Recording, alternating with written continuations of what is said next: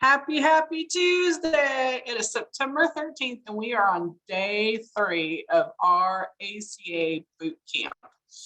And today's going to be a jam-packed day. I got some good stuff for us set up today. We're going to dig in deep on income, family size. I'm going to make you do some math problems that you probably never had to do before. We're going to do a live dial and quote and potential enroll and all the stuff. And we're also going to do a lot more just in Health Sherpa portal itself, getting you more and more comfortable with that and going through specific scenarios. So let's get this party started. Share my screen. Everybody can see that, yes? Yes. Perfect. Chat over here so I can see what's going on. All right. So like I said, we are on day 3. I hope so far you've been getting value. And if you're new, I hope you're getting more and more comfortable with this every day. I think after today, you'll feel very comfortable with a lot of the processes. There's still more questions to go through, but I think you'll have the basic concept down after today. And I hope some of you might even play around with it between now and next Monday and quote yourselves, quote some friends, and just kind of play and see what you're going. So we're going to jump back into a plan. Here, my plan that I keep using for reference. Now, as we talked before, this is a gold HMO plan, $750 deductible, $85.50 max out of pocket, doctor visits, copays, things like that. So this should look a little easier to kind of break down and understand after yesterday's kind of quoting and jumping in and out of plans and looking at them side by side.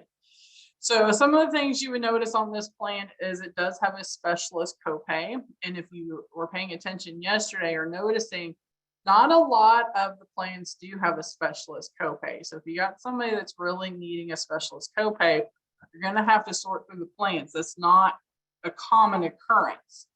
A lot of them are deductible, then something. So you got to kind of sort through those plans and find those specialist copays. And then on these gold plans, as you were seeing yesterday, you know, those higher tier drugs have those brand drugs, as you can see here, have a copay, where a lot of the plans in the lower tiers, it's a percentage after deductible. So that can be very costly to people. And then we have our urgent care, $50, emergency room, $950 copay, deductible, and coinsurance, and so forth. So, you know, this is just a pretty good, this is actually a Gold Plus plan from a few years ago. This plan is still on the market today, but the numbers are different. But let's go into something that I have found that when I do trainings in-house, that believe it or not, this part is so simple, but most people never get taught on it. So I want y'all to get out a pen and piece of paper. We're going to go through, it's almost like a word problem. We're going to put you back in 4th grade here for a little bit. And I don't want anybody blurting out the answer. If you think you know the answer, type it in the chat. So we have a patient number 1, Mr. Jim here, who has a $750 deductible and a max out of pocket of $85.50. He sees his PCP one time and he has a $15 copay. And then he gets his referral to see a specialist, and he sees a specialist twice this year for a $50 copay. Then he ends up in the hospital. He has an $850 copay with 30% coinsurance. He gets a bill of $10,000. How much will Jim actually have to pay? So I want you guys to do this math problem, and I want you to put it in the chat for me.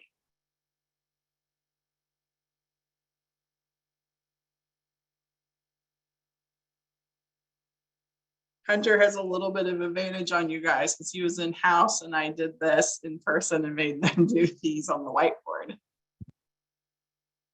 Yes, give the answer in chat. Whatever you think the answer is, just put it in chat.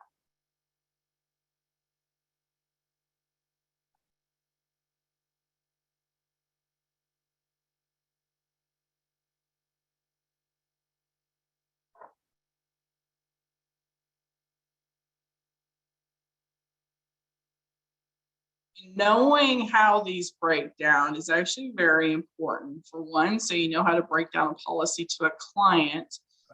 And for two, if you get people that have EOB statements or billing statements and they're confused, you can break it down for them as well. Oh, interesting. As you guys can see in the chat, there aren't two answers that are the same yet.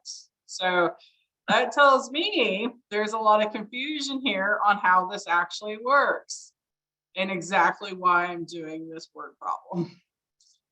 So I got like 20 of you, 23 of you right now on today. I've only got about 10 answers. So I'm going to wait. I want everybody to put their answer up. Right or wrong, put it up. Don't copy somebody else's. Come up with your own answer. And then I will break this down for you guys. I love it. I love the fact we're getting all kinds of answers. I love this.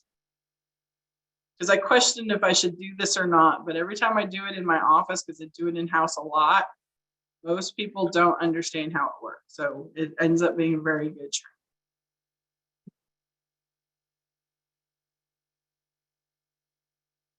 I'm changing mine. All right. Has everybody answered? Do you got anybody else that's still waiting to answer?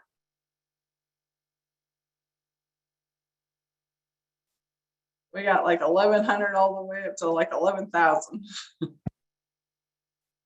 All right. 30 more seconds.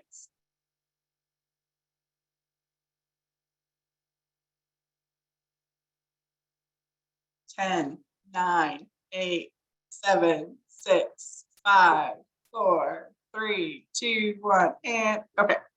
So this is how we break this down. So he's got a $15 copay, then he's got two $50 copays, and he's got an $850 copay, and then he's got a $750 copay. So all of that is $1,715. But then he has this outstanding bill now of 10 grand. But one of those was his deductible, not his copay. So the $750 was his deductible. So you take 10,000, you minus $750. So that's his deductible. That's his upfront money. Then that leaves us a balance of $92.50, and he has a 30% co-insurance. So 30% of $92.50 is $27.75. Now you got to add back in the deductible. So the 15, the 50, the 50, and the 850, which brings our total to $44.90. Did anybody have $44.90? Nope. Nobody had $44.90. All right. So you've got to keep in mind, you got to get that deductible out of there. Where did it say 70/30? Right there where it said 30% co-insurance after he goes to the hospital. It was right there.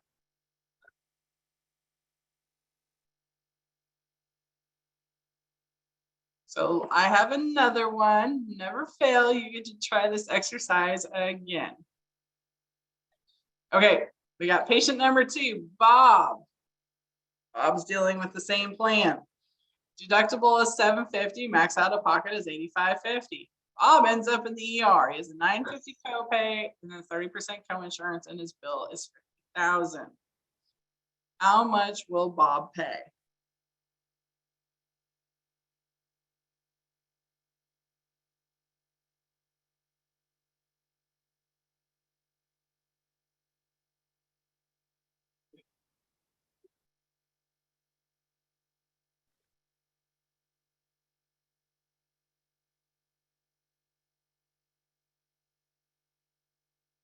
Some of you people that don't like math or don't like numbers, you're getting very upset with me right now. I'm sadly a kind of a numbers person. Even though I'm a blue personality, I actually love numbers, which is really odd. So me and my son actually driving down the road when he was littler, he used to challenge me and to be like, Mommy, what's 10 times 10 times 10 times 12 times 8 times 6 plus 325? I'd be driving down the road and I'd be doing that in my head and giving him the answers. But then I would spin it and do it to him. And so we would practice math. It was like a game. And he thought it was so funny to see how crazy he could get if Mommy could do it in her head while driving down the road. And it turned into a little fun game. Got a little more answers here that are similar.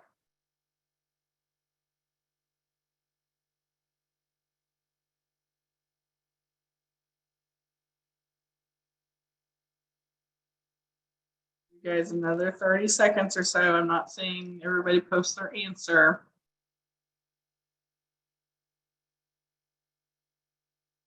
Lisa, 680-50, still confused. That's okay, Lisa. It's okay to be confused. That's why we're doing this. I only have a couple today, but if we'll go through it again, but if this still confuses you guys, I can throw a couple more in on next week to help you, because this is something you kind of got to get down, because it really does help down the road, especially when you have upset clients that don't understand what they're getting billed for it. If you understand how this works, you can break down a bill so much easier for your clients. And then you can break down the insurance plan to the bill, and then it makes sense for them. It really does help.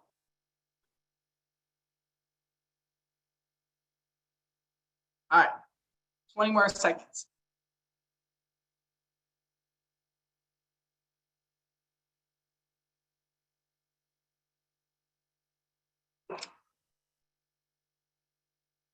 Five, four, three, two, one.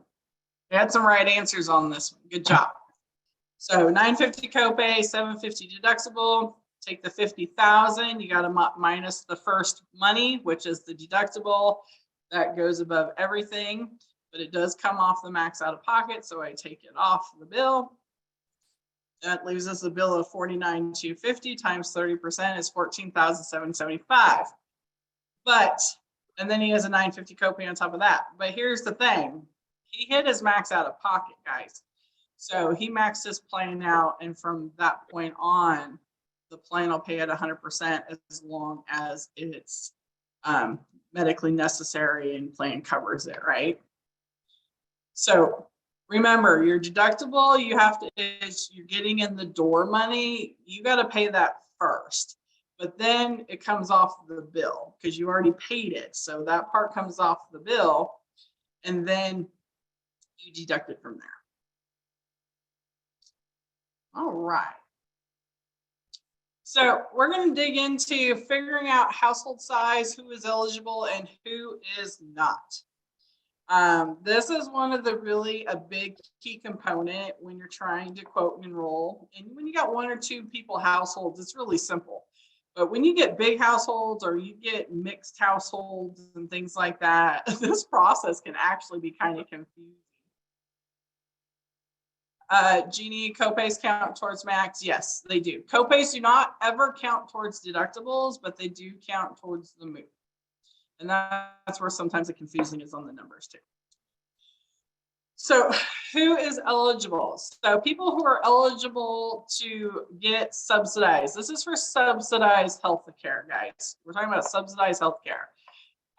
First and foremost, whoever in the family has to be on the taxes. So whoever the main household person is and the family members, they all have to be on their taxes.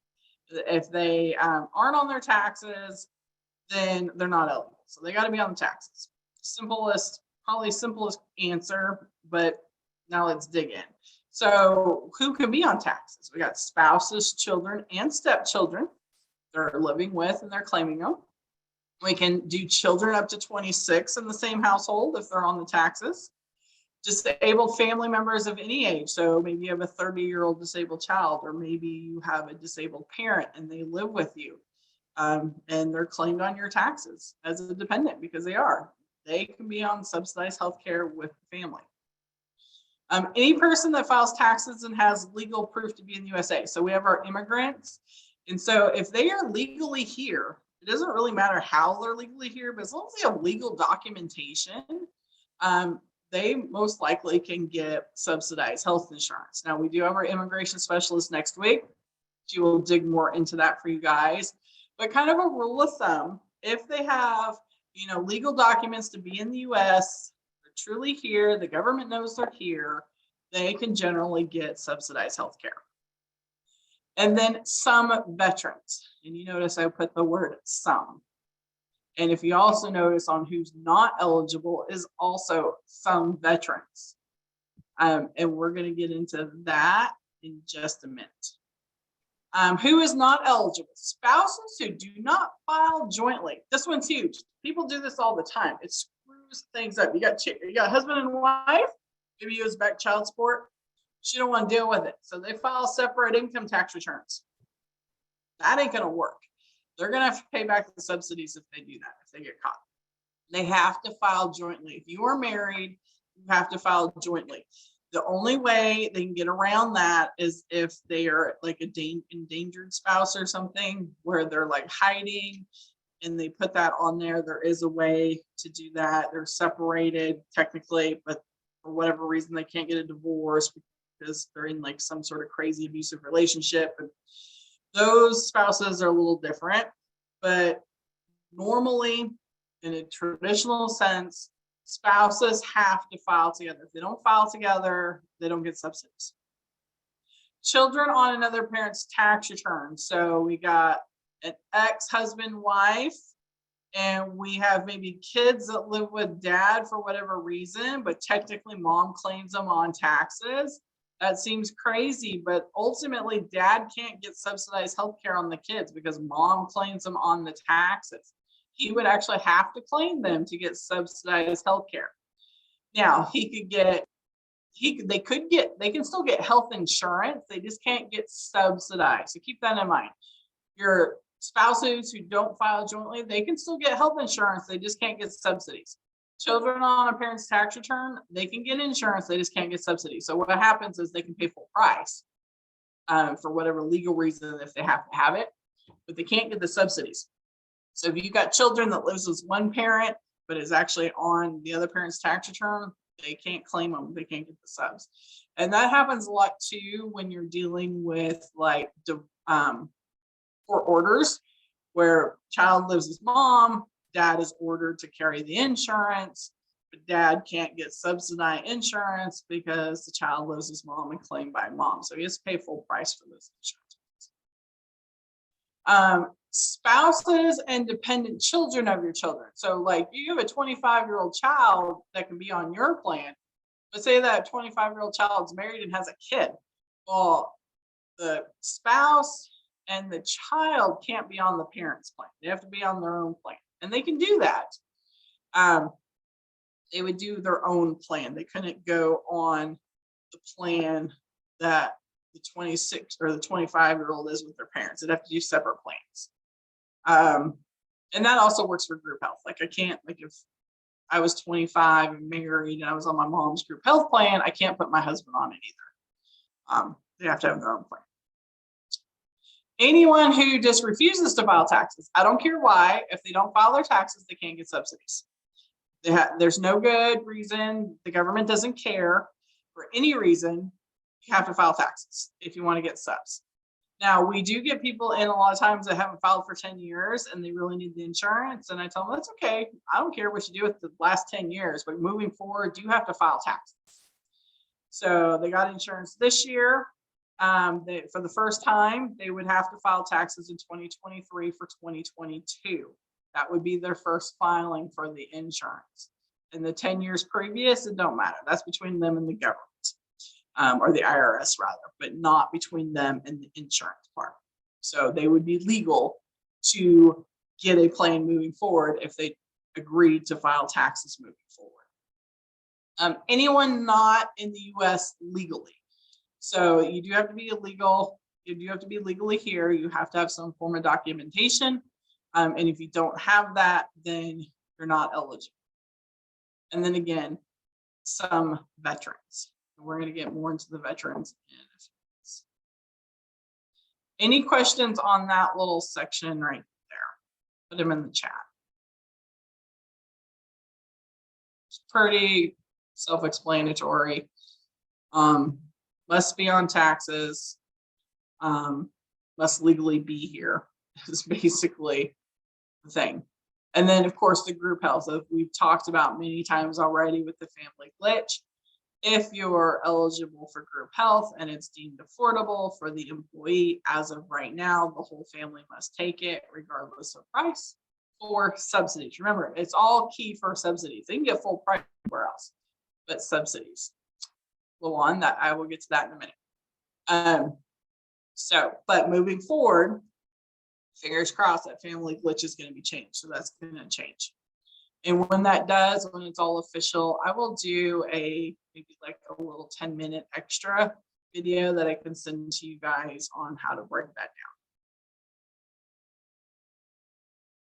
I want to jump into income for a minute. So breaking down income, we have different types of people that work. We have W-2 employees, which is someone who gets a paycheck and usually their taxes taken out by the employer. With those type of employees, you're going to use total income before any taxes are taken out. So if they work 40 hours a week and they make $10 an hour, that's $400 a week you're going to put as their income. So 400 times 52, and that's your total income. You're not going to take out FICA, Social Security. They're going to be like, well, I don't make 400 a week. I only take home 332. That doesn't matter. We go by 400 a week.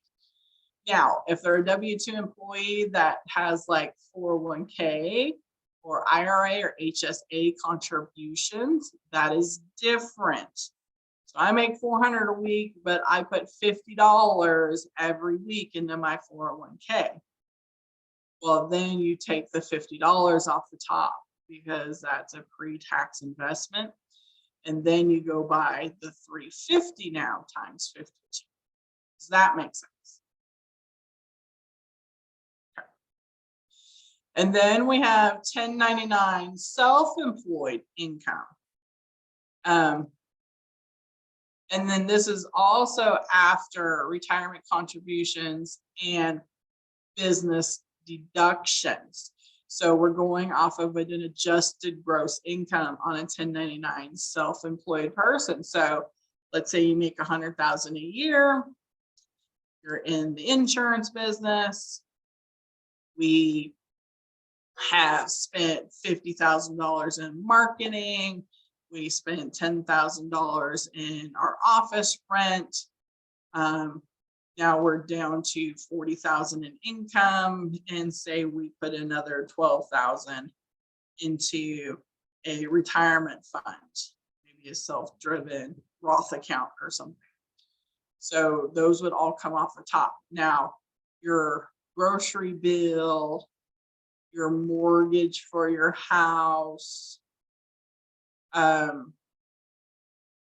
none of those count. Those are personal deductions. That's part of your standard deduction.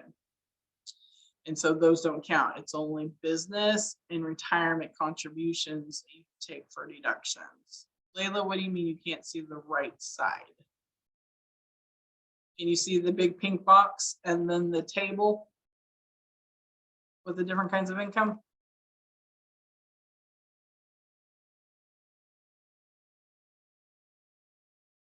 Can everybody see the pink box on the table?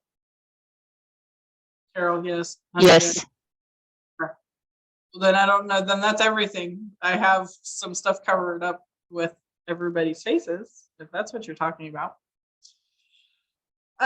So 1099 self-employed, it's income after business deductions and retirement contributions. Standard deductions don't apply. So if you look down somebody's tax return, you're going to see all their listings, and then you're going to see a little line that says like adjusted gross income, and then you're going to go farther line, you're going to see a taxable income line. The taxable income is not the one you use. That one will get you in trouble, especially with self-employed people, because that's after the standard deductions, and those do not apply. So you're going to go off the adjusted gross. It's technically the modified adjusted gross, but that adjusted gross line right there is always usually very safe to use. We've never had any trouble with it. Now, the table here, these are examples of taxable income. Everything on this page right now that you see is taxable income.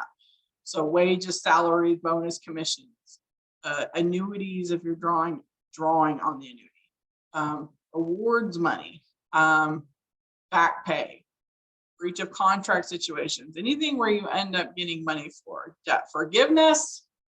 I want to point this out because a lot of people are getting that student loan debt forgiveness and they don't realize they're going to get taxed on that money. That's how the government's spinning it around. They're going to come back and tax you on the money they just did the loan forgiveness on. So you're going to end up with paying taxes on that debt. Discounts, which is really weird. I don't really know why that's in there. Dividends, if you're pulling them out of things. Bonuses, state and trust income, farm income, gains from sale of property. That's a big one, guys, because I'll have somebody who's maybe making 50,000 a year, bullet point every year, and all of a sudden, you know, in this economy, they sold their house to make pretty bank, and they don't tell me they sold their house. And maybe they bought another house, or maybe they put $100,000 in the bank. That $100,000 counts towards their income. Now, if they so they said they sold their house for $300,000, they bought another house for $300,000, and they just traded cash, it's a wash. They're fine. But if they put money in the bank, then that is income.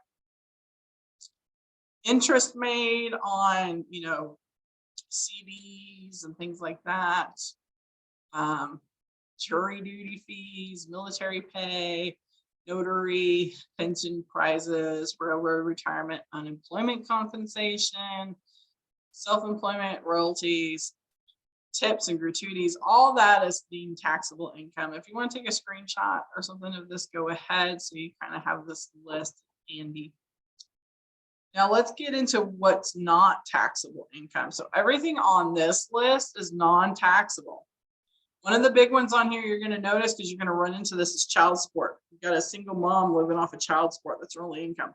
It's not taxable income. We can't use that for ACA.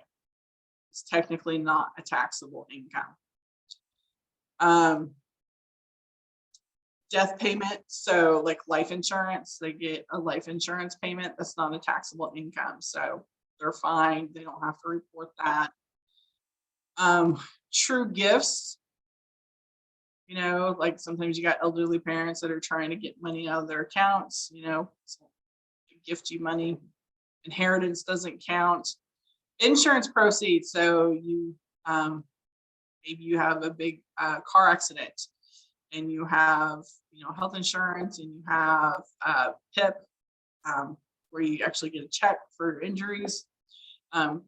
Those don't count against you. Sickness and injury payment, Social Security benefits, depends on the Social Security.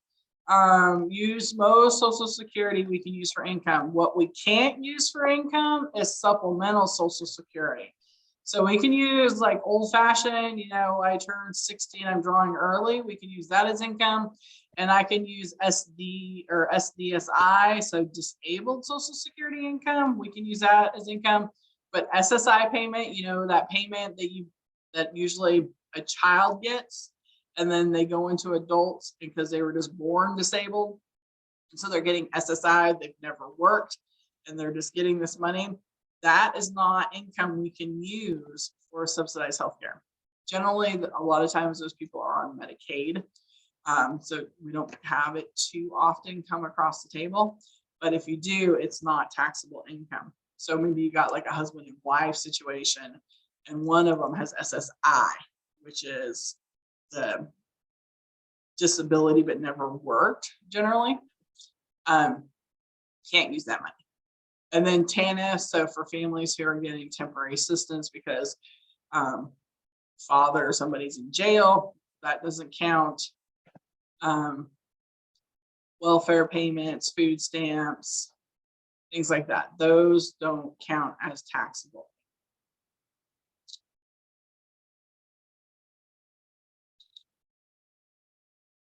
Okay, so we got another word problem here for you. It's a little different.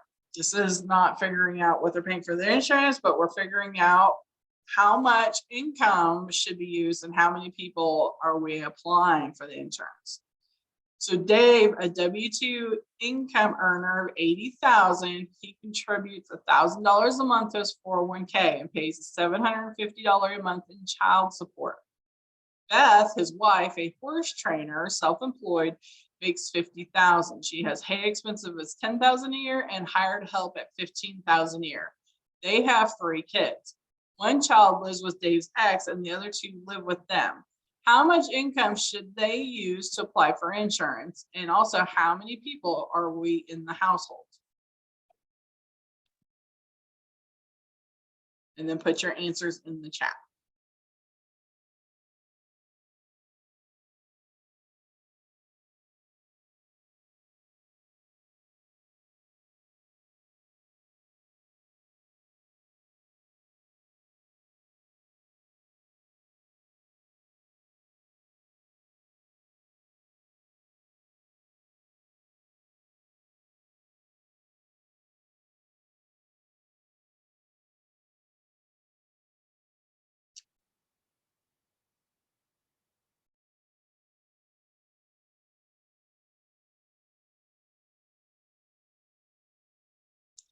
Jocelyn, I'm not going to give you that exact answer right now. This is the information you have. You kind of process it in the most realistic way you could probably think of.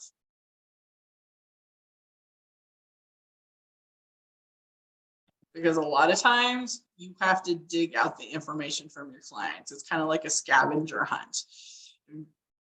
You know, if you ever had those conversations with clients, kind of like pulling teeth sometimes to get the whole truth and nothing but the truth. So kind of got to think like that. You kind of, so with the information you are given, you kind of almost have to be a little bit of an investigator, just kind of have an idea and a common sense of how things normally work. And then they can correct you if they're wrong, or if you can ask that question and if they give a straight answer, then you'll have that too.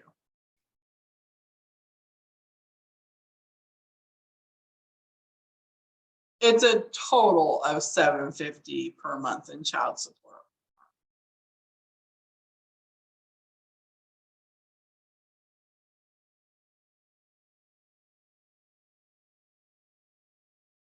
A couple more answers, then I will break it down for you.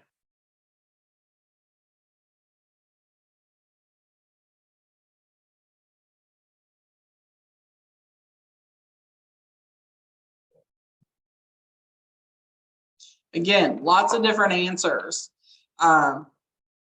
This is good. This is how we learn. Perfect. All right.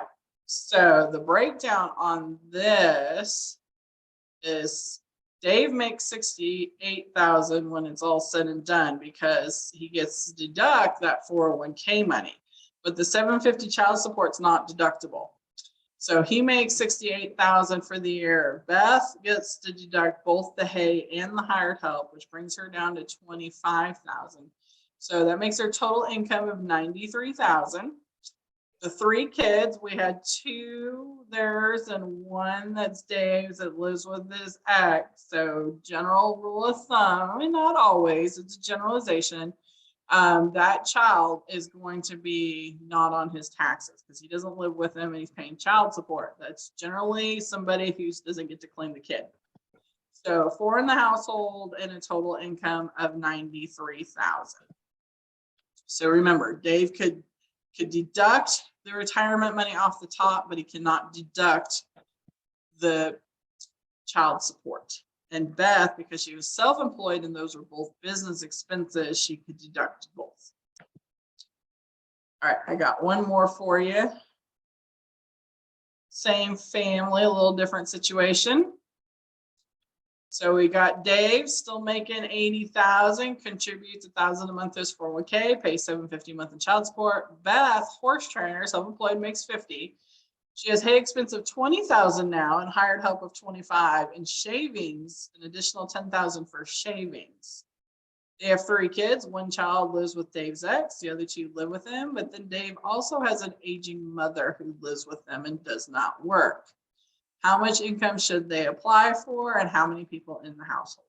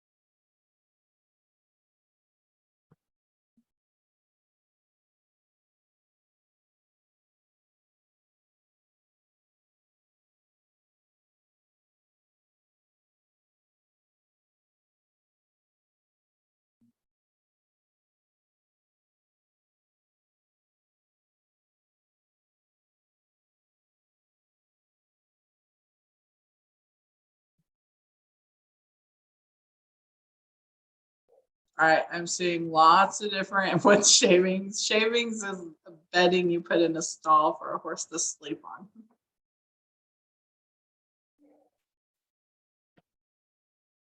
And you live in Texas. You should be ashamed of yourself not knowing what shavings are. You ever had a hamster? I know. Usually put And them I in was a just thinking, I was hamster like, oh my cage. God, Rebecca's gonna be so mad.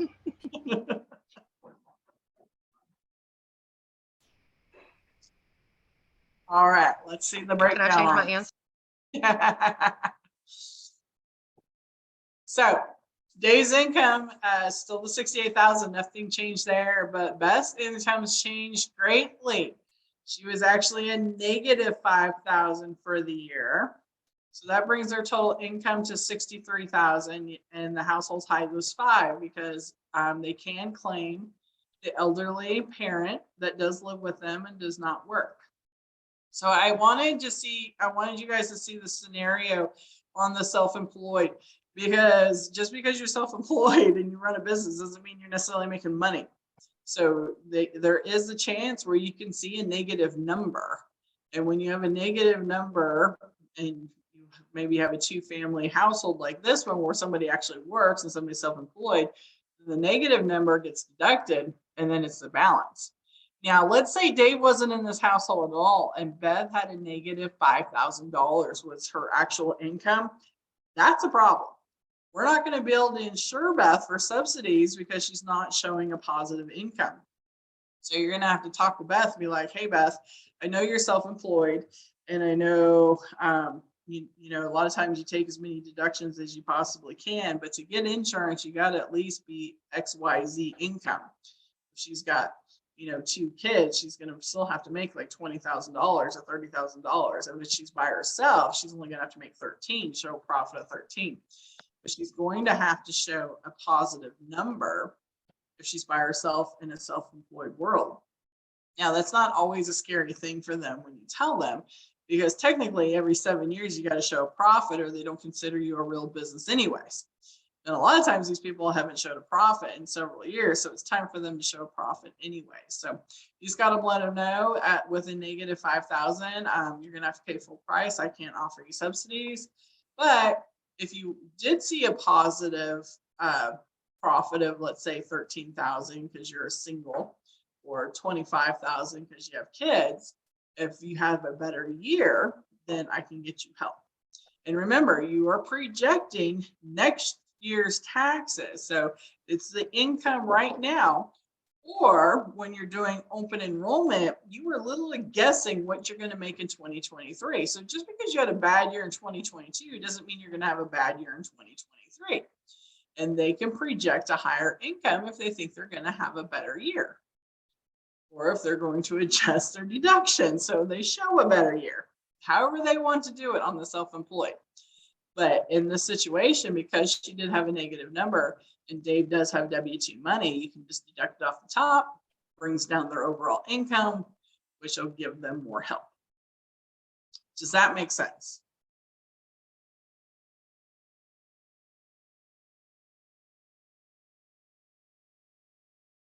Okay. So when you have somebody, a lot of times this is probably the most common thing you have to verify is income. And in Health Sherpa, it gives us lovely handy dandy buttons where we can verify income and all of that. And we just upload the documents. So it's super easy right in their portal. And then this is kind of what it looks like. And you can see it gives you some options. You know, are you uploading a 1040 tax return? Are you uploading W-2 or 1099s? Are you doing pay stub, self-employment documentation, social security statements, unemployment benefits, or other? If you do pay stub, you got to send more than one, guys. You got to send 2 or 3, kind of in a timely one after the other to prove you have stable work. And then a lot of times with self-employed people, maybe they're newly self-employed, so they don't have any taxes showing that. And in that scenario, what we do is we have our clients write a letter basically stating, I just started a new business. I am now in insurance and I plan on making $50,000 this year. sign and date it, put their pertinent information at the top, their name, their address, their birthday, their FFM, application ID number, and then you can upload that as well, and they'll accept that. Self-employed docs, we're going to get there, Mark. That's actually the next slide. So these are the things they're looking for overall. You click what's most appropriate, and then you'll select your file from their computer, and then you upload it, and it goes right to healthcare.gov. And then in Health Sherpa, if they approved it, you'll get a green check mark, or if they don't approve it, it's going to say insufficient documents, and you're going to have to send something else. Now, there's lots of reasons for insufficient documents. It may be because you wrote that letter and you didn't put their pertinent information on there, and even though you put it in their file, they're still not smart enough to know who to attach it to. God help the government. It could be because the document was blurry and it wasn't a good picture and they just couldn't read it. Maybe you only sent page 5 of the tax return and not the page that actually showed the income. There's lots of different reasons. And just make sure if you get it insufficient, you can actually read it. They send a letter to the client, and that letter is uploaded in your Health Sherpa portal, so you can read it yourself. And a lot of times it'll tell you what's wrong or what they need. We try to have all our people send them to us so we can upload them, because when we upload them, they're date and time stamped, so we know what they got done. Some clients, Ronald, or Sherry, or whoever's on, will send them in themselves. They can mail them to CMS. They can upload them in their own portal on the government site. Rule of thumb, though, is when they do it that way, though, it usually doesn't get there. There's always problems. 9 out of 10 times there's problems. So we really stress for them to just send it to us and we upload them. It literally takes us 2 seconds to upload it, and we know it's done. And then we can also see if it was accepted or not. And so we can reach back out to the client and be like, hey, they didn't like that. We need something else. So we try to stay on top of it as best as we can. Now, some of these people, they still slip through the cracks because for whatever reason, they don't get us the documents, and they're not answering their phones. It happens. Generally, when they get a bill for $800, so they generally call. And they're not happy, but we have it in our CRM. Like, well, Ms. Smith, we called you 4 times last month trying to get this. Plus, we sent 2 text messages and 3 emails. And the government has also sent you 2 letters, called you, and emailed you as well, because they will. They'll send out stuff too. So, you know, she got tried to get a hold of 14 times in the last 60 days. It's not our fault. Sorry. But ultimately, if you can get us that documentation, we can fix it and we can get your subsidies back. So it is fixable when they do lose it. You just got to get the document in there and you got to update it and get it fixed. And a lot of times you'll have to go update the application, just go in, update, run through the app, change the income by $1, get their subsidies back, upload the form, and then keep going on. If they, in that situation, if you get it done before they technically owe the money, because a lot of times you'll find this out mid-month for the next bill. And if you get it done before they have to pay that bill, then they won't have to pay that bill. They'll pay their regular bill. If you don't get it done timely, a lot of times they're going to have to pay that bill. And then they can, one of 2 things. You can either file an appeal and go through the government to get their money back. It'll take anywhere from 60 to 120 days, depending on who you get in the government. Or if their income is right for the whole year, when they file their taxes, they're going to end up with an overpayment because they paid too much because they paid that 1 month in full. And they're going to get that money back on their tax return as a credit. So remember, we were talking on the very first day, if you make less than what you projected, you'll get money back. Or if you make more than what you projected, then you'll owe. Well, in this scenario, if you were on target and you didn't owe that money, they're going to pay it back to you. But then here's the flip side. If you have somebody that's a little wonky with their income, it's also a safety net. Maybe they have a $500 or $1,000 safety net in there. So if they're over just a little bit on their income, they've already paid in and they probably won't owe anything back. So that's always kind of nice too. So most of the clients, when I explain it to them like that, they'll just let it ride, and let it adjust on their taxes in the next year. Now, some people, they absolutely can't, they're fixed income, things like that, and we fight to get it back for them. And a lot of times we can, but it is a process. It doesn't happen overnight. Just brace yourself for that. So, Mark, this is what you were asking for. So what counts? So here are the types of documents, depending on the situation, that they're most privy to. So you saw that little list. Well, here's like an expanded list if you want to get very in-depth on documents, and sometimes you need to. So like self-employment, you can even send bookkeeping records. You can send a profit loss schedule, tax returns, receipts. You can break it down. I've even had new businesses break down just like a little ledger for me, and we send that in. W-2 people are super easy, right? Just send in their was it W-4 at the end of the year? That's the easiest way. And then 1099s, if you don't have a bunch of deductions, you can do that as well. Pay stubs, again, you got to send more than one, so get 2 or 3 collected at a time and send them together. And then some of these unearned incomes that do qualify, like annuity payments, bonuses, proof of residuals. So like if you retired and now you're getting renewals, or maybe you have rental income, it's like that. You want to take a screenshot of this, you can. These are listed in Health Sherpa. You can actually click the button and pull it though right in Health Sherpa if you ever need to go back and look at it. Now, I mentioned to you earlier, veterans and ACA. So, VA veterans, we're talking VA. So, veterans that were in like for 4 years or 6 years. We're not talking TRICARE. We're not talking CHAMP. We're talking just a VA veteran.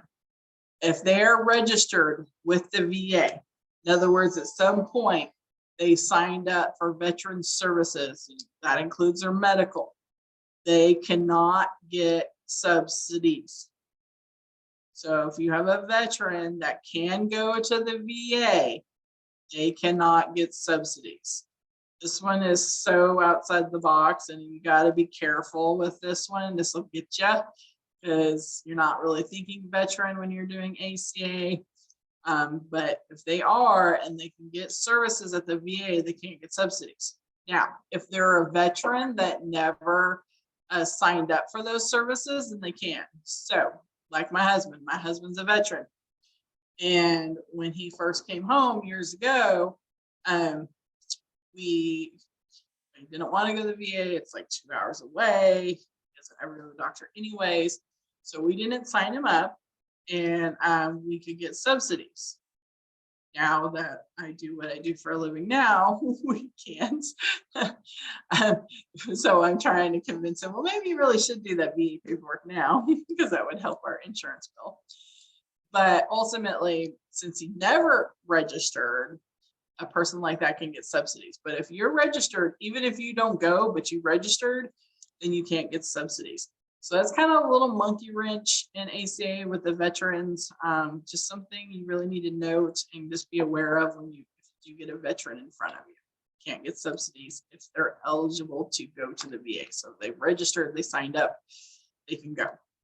Now, if they've never done any of that, then they can get subsidies. Any questions on that?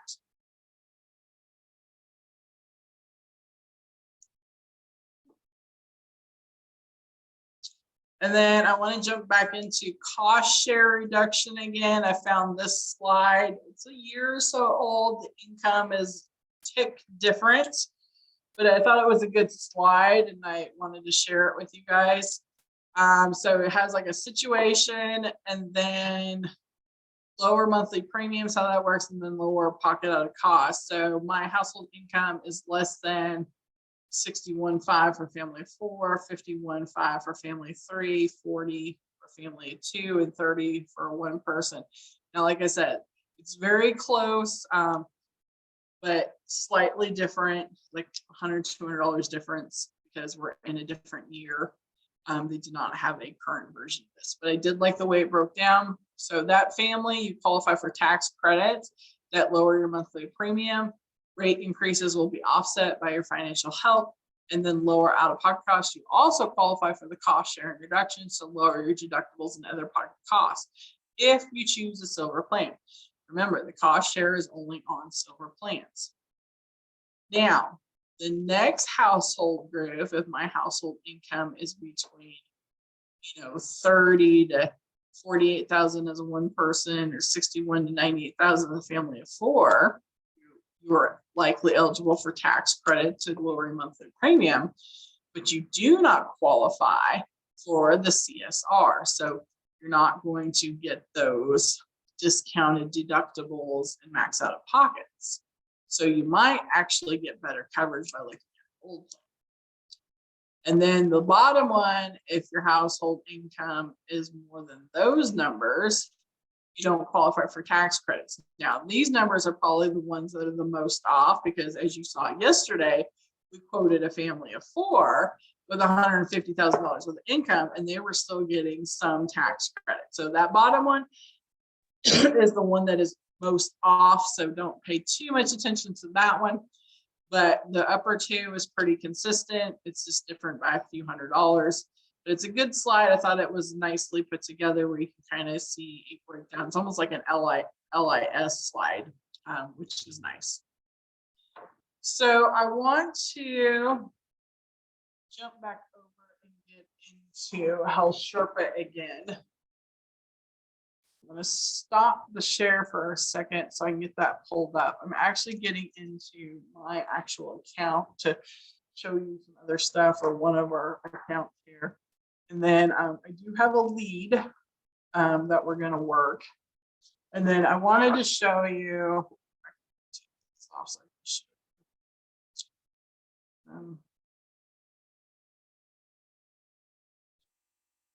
this form. I can email you a copy of this too if you want. So this is our intake sheet. I know it's kind of hard to see here, but I just kind of wanted to show it to you. So we built our intake sheet. So on the front, it's just, the health or name, date of birth, emails, county phone numbers, taxable income, how many people in the household. We even have buttons. Are you W-2 or 1099 self-employed? We have that built on the sheet. People in the household, current coverage, pre-existing, how'd you hear about us? And then we also have some stuff for us, plain chosen. And then on the back, and we use this sheet for everything. We use it for ACA, we use it for Medicare, we use it for life, we use it for everything. On the back is more of our Medicare sheet. So we have all the Medicare, like the Medicare number, the effective date, if they're diabetic, veteran, heart patient, things like that. We have their doctor list, their medication list, what pharmacies, and then Medicaid numbers, and then just a place for notes.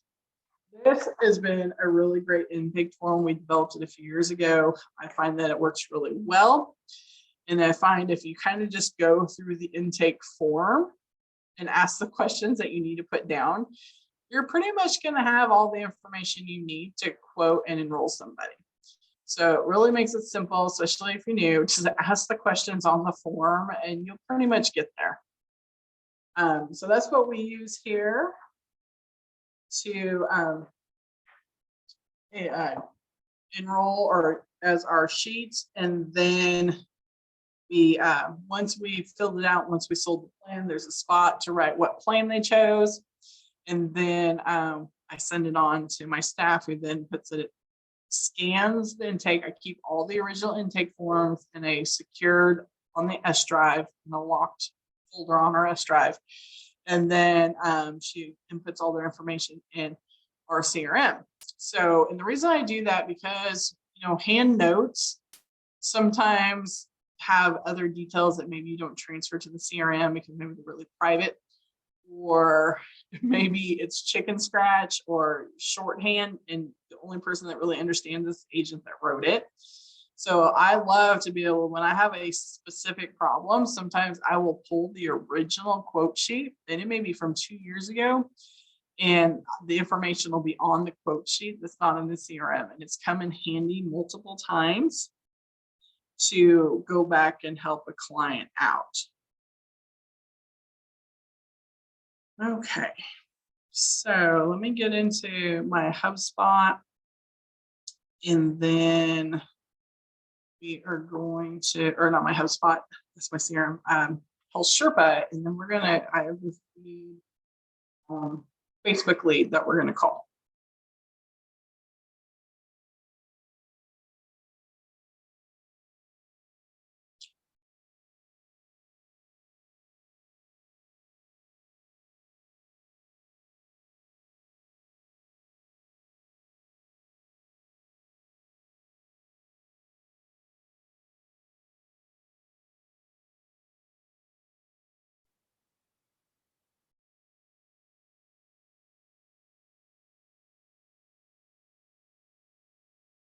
Thanks.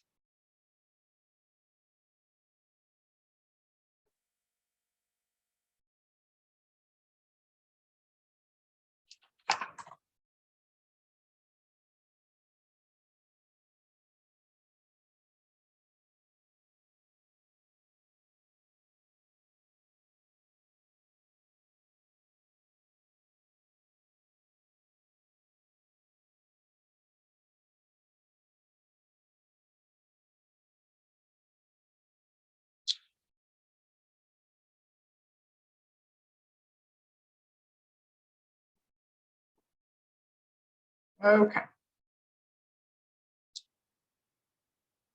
So I'm in one of my actual active portals here. Can y'all see it? Yes. Perfect.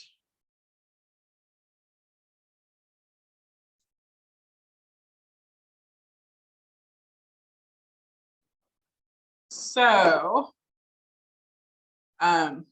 go back into quote and enroll. Well, actually, before we do that, let me do this. I see there's a couple people here that need action.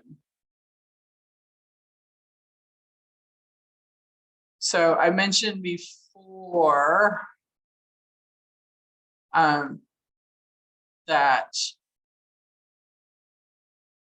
all this stuff is in here. This is what it looks like. Here's a live. Here's all the way. So here's our plan application. It shows my NPN, shows when we enrolled her, plan she chose, her effective date. You can see the summary benefits on the plan if you need to. And then her official FFMID, that's her application approval number when it was submitted. And you can literally pull the eligibility documents. If you see those, you can read and see exactly what they qualify for. Now you can also see past documents here, notices that they've been sent, so you can pull that in anytime. This is a newer client, so she doesn't have hundreds in here, a new enrollment. And she had a need to do something, but when I clicked in here, it looks like it's been taken care of. So we need to go back and find it. So here's another one. So she's, oh, well, this one you can see right here, she's pending payments. She still needs to pay. This was actually a lead that came in last night. Looks like they already sold it. Let's sign another one. Find one in here eventually. There you go. This one has insufficient documentation. Oh, here's a good one. Okay. So this guy's got all kinds of stuff he needs to do. So he still needs to make his payment, needs to verify his income, and we submitted something and they didn't like it. So we got to figure out why they didn't like it. And then his immigration status, they're processing it. So we've done those. But if you come down here, see how it says that a follow-up's important. Follow-up document was insufficient. Act now to secure your coverage. So you can literally click on this notice button and it'll tell you or give you some idea of what's going on. And so you can correct your document or see what else they need, and you can resubmit with other documentation. So that's super helpful. And that's ultimately what it looks like. So here, if you needed to re-verify, if I had the document, I'd just click there. I would come to this drop down. I would select my document type. I would select file and then upload it.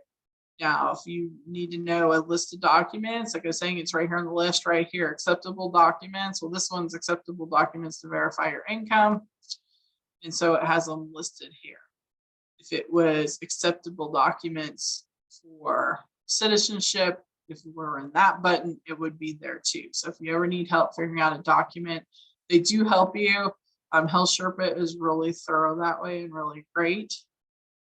So like this one, that's you can see we uploaded a passport. We submitted it a few days ago. This deadline was 12/12 and it's processing. And again, it's a list of documents that we could have uploaded. So it's nice that they give that for you. It really is ultimately, if you use your portal properly, just look around. A lot of your answers are right into your Health Sherpa portal. It's part of the reason why I like it so much. Okay, so let's get on a quote screen. My phone.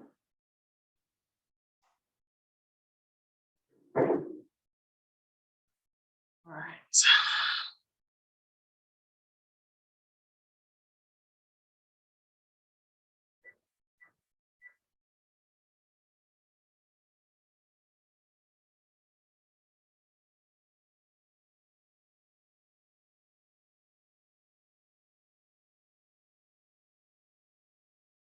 Hello, Lane. Catherine. Oh, hi, Catherine. Sorry about that. I have a cousin named Lane, and I just thought that was you. No worries. My name is Rebecca Davis, and I'm with Cannonball Insurance. And you actually clicked on one of our ads last night on Facebook looking for health insurance. Do you remember that? Yeah. Oh, Hi. perfect. Hi. Yeah, sorry about that. I hope it didn't come up as spam. I hate those kind of calls. Well, perfect. So you're needing health insurance. Can you tell me a little bit about what's going on, what your situation is?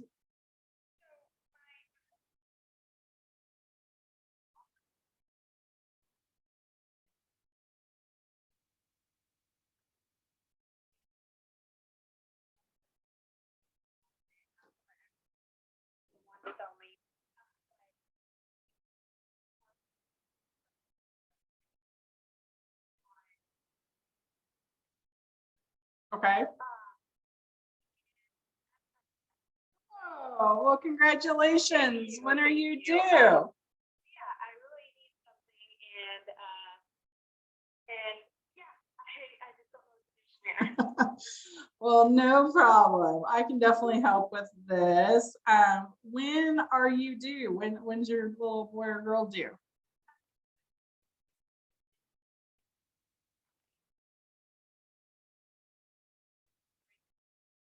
Well, perfect. Well, that's exciting. Is this your first child or do you have other children?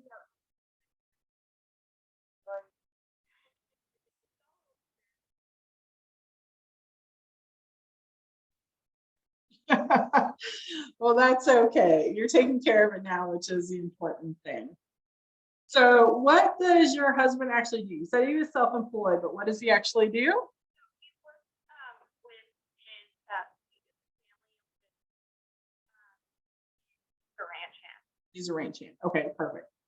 And then what does he make there? We wrote it down last night. Around 48,000 a year. 48,000. Yes. And so he just works on the ranch. Does he own the ranch or does No. he just works there? Okay. And then do you work, sweetie? Well, good for you. You get to be a stay-at-home mommy. How exciting.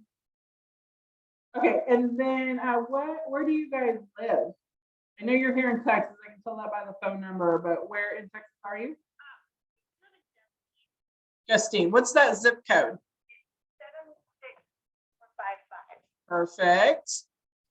And then what county is that?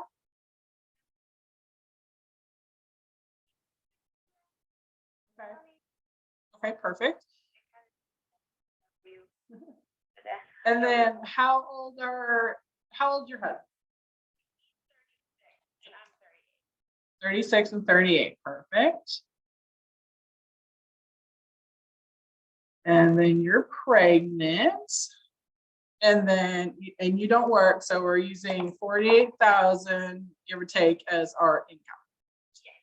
Perfect. Well, I have some really great news. You guys qualify for a huge savings of $821. So let's see what that actually looks like on the plans. But before we do that, I need to know who your doctor is. So I don't know. I'm actually familiar with her. So she's great. Sorry. She's great. She's such a sweetheart. Well, perfect. Any other doctors I need to be aware of? Relatively healthy. Okay, who do you know have you seen an OBG yet? No, I haven't. Okay. We're gonna pay just, I don't really. You haven't figured that out yet? I understand. Well, good news is around here, we have Blue Cross and most of the doctors around here take it. So you'd be able to go to any of the OBGs around this area. And if you find one that's not in the area that you want to see, just let me know and I can look them up and make sure the plan takes it, because this is an HMO plan. So we definitely want to make sure your doctors take it. So I don't know if you're familiar, but there's two types of insurance around here. We have HMO and PPO. PPO is where you can kind of just go wherever you want to and don't need a referral. You don't need a doctor to send you like to your next doctor or a specialist. But those are only in this area are only offered by group health. So since he doesn't qualify for group health, we have to go and get an individual policy for you guys. And on that, we only have HMO. So with an HMO, you just have to stay in network. So we just have to make sure your doctors do take it. And then Dr. Feemster, who you're already seeing, she's your primary care doctor. So she's kind of like what we call your quarterback. So if your husband, say, gets hurt on the ranch and he needs to see an orthopedic guy, she'll need to refer him over there. Or, if you need something specific for your pregnancy, she can refer you to that. But the good news is on a traditional OBG, though, that is the one doctor of all doctors you don't need a referral for. You can just go there as long as they're in network, you're okay. So good news on that. Okay, so if I tell her, like, do I refer me over to one, or do I need to go to you guys? She can absolutely refer you over to one. She just got to make sure they're in network. Now, I know Feemster, and I actually know her husband is in that. He helps her with that. He's in the coding business. He codes for medical hospitals. So as far as referring doctors go, you're probably in the best hands in the town. She definitely knows how to do that. So you're not going to have any issues getting a referral from her, and she'll definitely make sure she picks one that's in network. Okay. But if you happen to find one on your own and you want us to check to see if it's in network, we can absolutely do that for you. That's not a problem. Perfect. I don't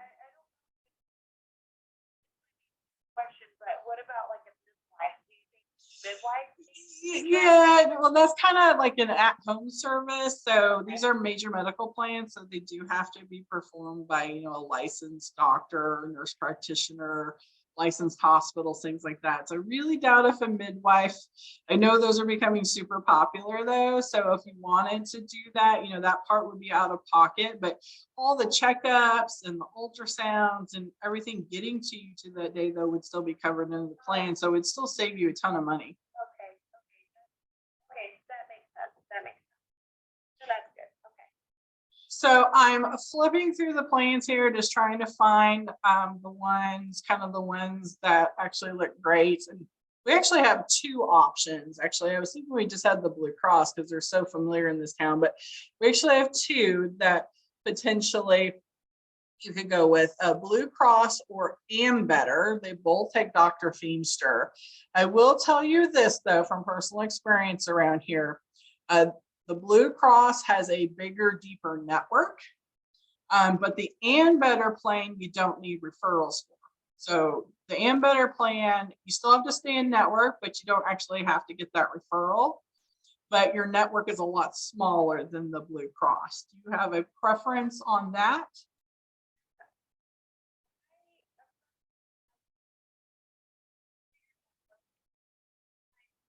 Plane kind of goes out of town, Okay.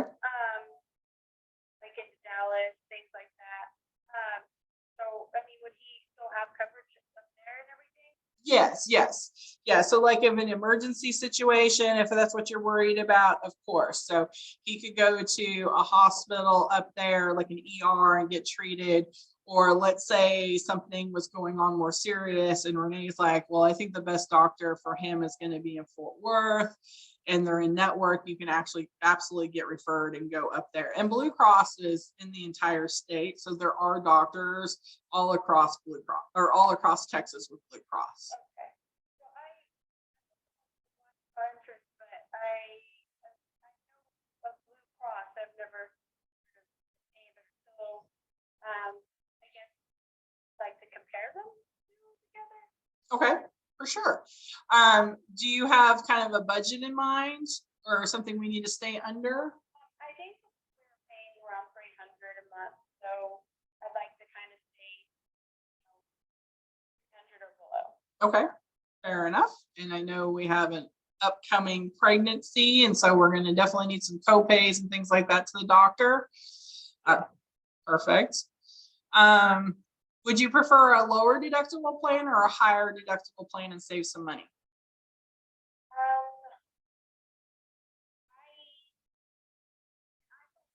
I think my other one, I'm sorry to keep it straight, but I think my other deductible was really up there.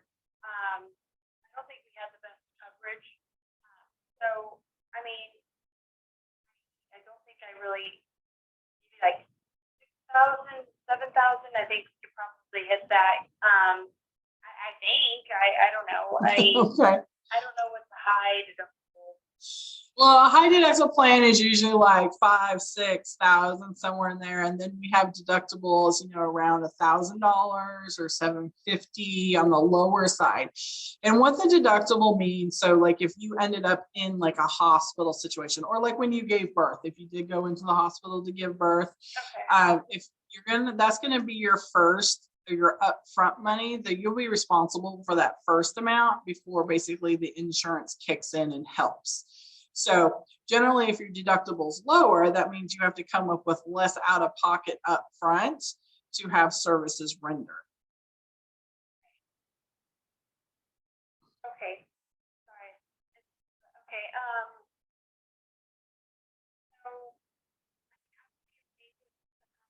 So as long as like the coverage for after I hit the deductible will be good, Okay. if that makes sense. It is. I'm just sorting through the plans here. There's several actually to choose from. So I just want to give you a couple here. We're going to side by side compare in just a second. I don't like to give too much information over the phone because it gets confusing. So I like to narrow things down for everybody. That way we're not just looking at a ton of stuff. So I have, let's see, we're interested. Well, the And Better products, as I'm flipping through here, I know you kind of wanted to look at them side by side, but the And Better products, I mean, they do have a super high deductible. And if it was going to save you money, it might be worth looking at, but honestly, they're not. They're more expensive than the lower deductible plans with Blue Cross, and the Blue Cross has a bigger network. So from looking at this, I would probably lean more towards a Blue Cross plan. Okay, And there's a couple here that I really kind of like for you. So, and they're both under your budget. So you're going to love that. Okay. Wow. So we have two plans. They're both a gold plan. One's called a Gold Plus and one's a regular gold. So what a plus plan means is you do get some out of network coverage when you use it. But it's at a much, much higher cost base. So I always warn people, it'll get you in the door, but you're still going to get a huge bill. It's not, I mean, it's more because it's got a high catastrophic and it has no max. So you're about 50-50 split. So in worst case scenario, they never see you. You'll at least get in the door and have some help, but you're still going to end up with a huge bill. So we try to stay in network. We always want to stay in network as much as we can. So you can always call me and we can always look up a doctor and verify if it's in network for you. That's not a problem. And that plan is a little more expensive than the other plan who doesn't have that extra little coverage. It's the traditional HMO where you do have to stay in network. So the Plus plan is $220.63. Normally $1,041.63. So you guys got huge savings here with your income. And then the traditional plan is $128.44, and that was $949.44. So huge savings there. Now there's not much difference in deductibles. In fact, there's only $100 difference. And the traditional plan is actually the $100 less. So it's a little smaller. It's a $750 deductible. So yes, ma'am. And then your max out of pocket is $8,700 per person. So what that means, and that's on both plans. So what that means in a major event like childbirth or a car wreck, once you've hit 8,700, then the plan will pay at 100%. So if something were to happen, you mentioned your husband travels, if, heaven forbid, but a bad car wreck, you would have that safety net to know once you hit the 8,700, then the plan would pick up the rest. And, because things like that can be very expensive. Okay. No, absolutely not. No, you get help from 750 to 8,700. You get help all the way. Okay.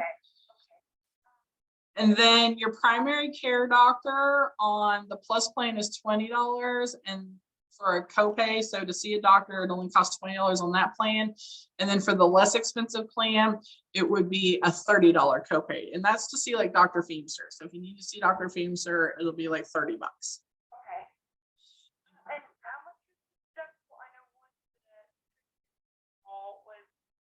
$750, and then the Plus plan is $850, and there's about $100 a month in price difference. Okay.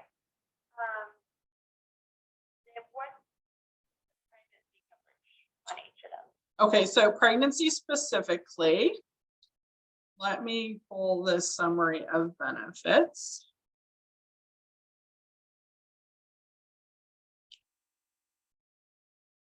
Sorry, I'm not trying to ask. Oh, you are fine. You're absolutely fine. So pregnancy, so like childbirth, delivery, is that what you're looking for? Yes. Okay, so in a hospital, you're going to have an $850 copay, and then your deductible. And then, so you'll end up, like if you were on the less expensive plan, you're looking at about $1,600. And then once that's met, then it's going to be a 40% coinsurance. So let's say the pregnancy, let me get my calculator out for you. Let's say, say the whole bill was like $20,000 after the insurance discounted rates. So we're going to, this is a little bit rough, but it'll kind of give you an idea on what to expect.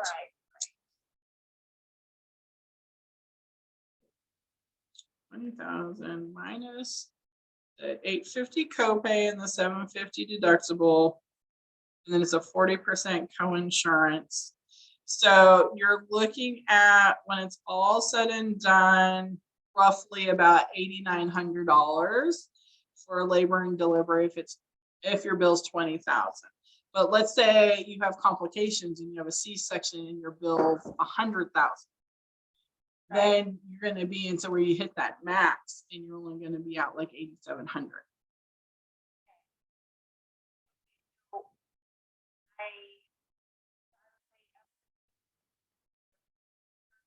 The plan would pick up from there. Oh, nice. Okay. Well, I think I worried about that too, because my mom had to have a C-section and blah, blah, blah. But I didn't know if maybe that might be a thing with me. Mine. I've had one. They're not too bad. I was up the very as soon as I was awake, they had me up and moving around. It's different than childbirth. I actually personally never had a baby myself. I just had a C-section, so I don't have it compared to. but ultimately nowadays they've come a long way, probably since Siobhan had you. So it's a lot better than it used to be, I'm sure.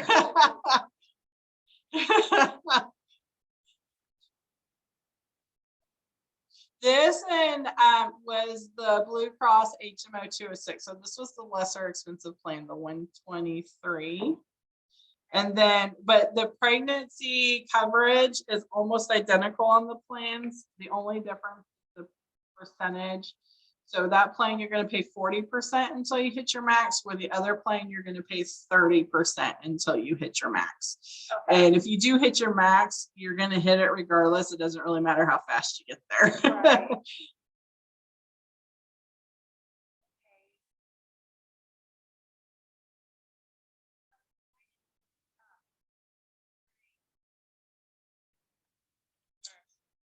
Well, considering your coverage is ending, you will be able, this will be effective on 10/1, so October 1st. Okay. And then there's no, just so you know, there's no pre-existing issues on this. So the fact that you're pregnant, it's fine. It'll cover you and the new baby, or the checkups and stuff from day one. You don't have to worry about anything like that. Okay. When I have my baby, so I always tell our new moms, I'm like the third most important phone call you make once you have your baby. So you call the grandparents and, you know, brothers and sisters, and then I'm next in line. I'm a really important part of your family right then, because we want to get new baby on the plane as soon as possible. Okay. Because, you know, when you leave the hospital, you're going to have all the checkups and things right away. Right. And we want to make sure baby's covered from day one. So I'm literally your next phone call. And I know you're not going to have like all the pertinent information we need, like social securities, that takes a while to issue, but I really just need the legal name and the date of birth, and we can get the baby on the plan. Okay. Okay. And it'll backdate as long as you call me right away. So maybe it's like a week later, but it'll backdate actually to the baby's birthday. So you'll have a coverage from the immediately when the baby takes his first breath.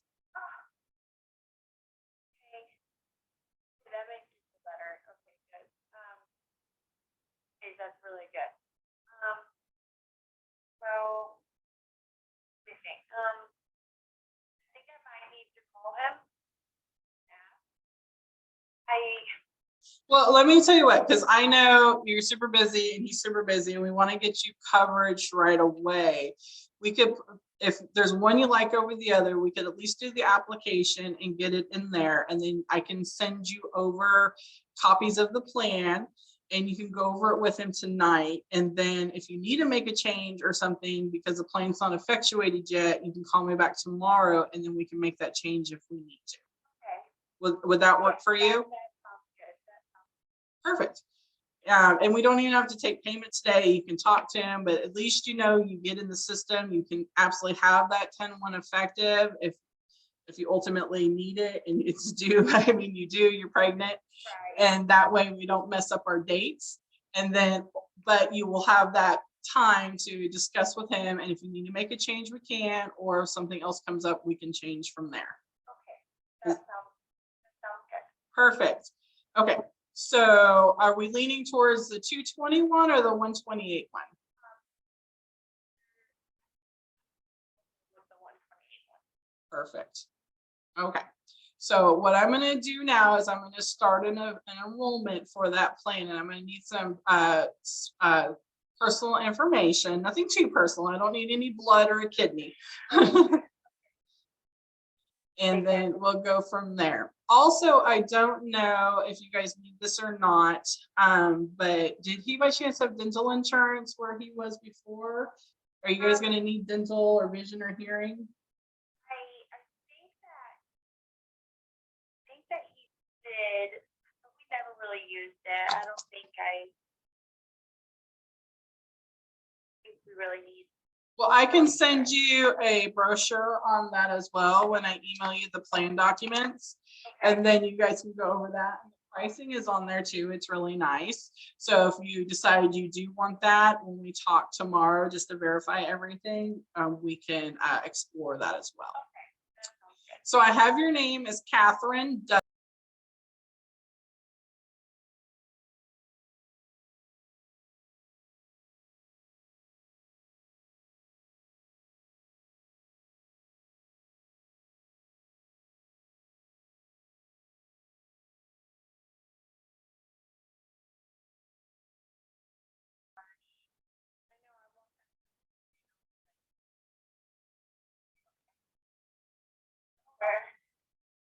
Oh, I have, it looks like at one point, like a year or so ago, you actually tried to enroll yourself. So I have some information on you. Let me double check and see if this is the same information. Are you living at 881 Highway 2486 in Gustine, Texas, 76455? I think that might have been small. Checking for you guys. Perfect. And well, that'll quicken this up. I won't even have to keep you on the phone near as long because I can get into this application and make the changes for what's going on now. Okay. And then go from there. Okay. So now it's showing me I have Lane does.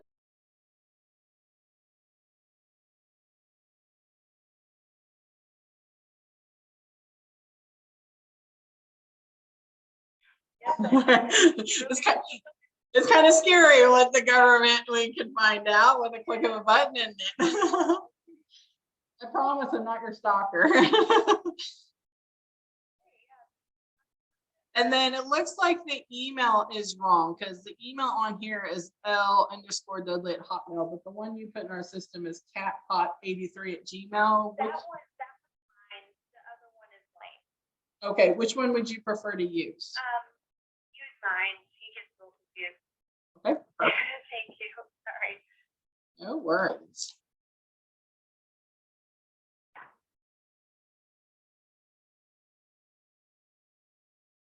Then let's see. Cat Pot. No, Cat Pat. 83. Yeah.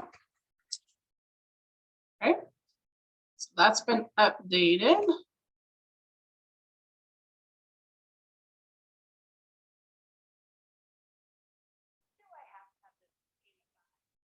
By the end of the month. Okay.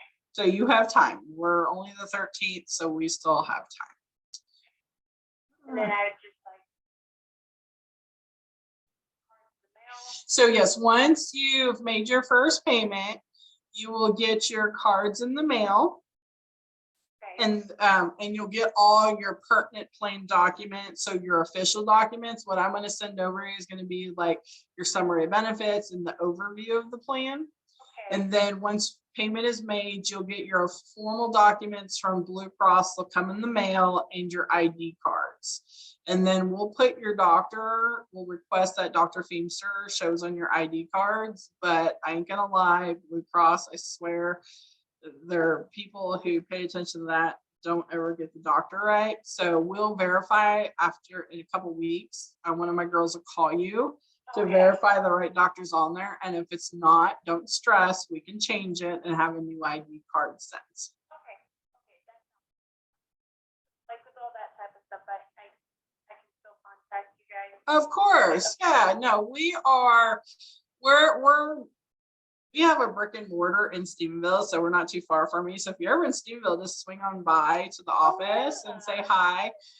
We're not going anywhere, sweetie. I have a whole staff that's here to help you anytime you need us.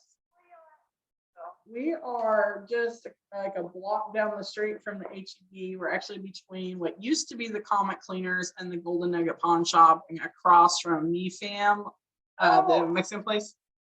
Okay. I go there a lot, so I don't. Okay. Well, then I forgot to ask, are any of you a smoker, tobacco user? Perfect.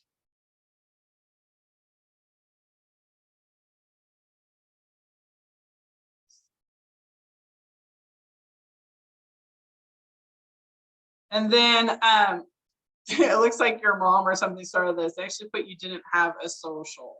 So what is your social? Oh, okay. I get more confused. Mine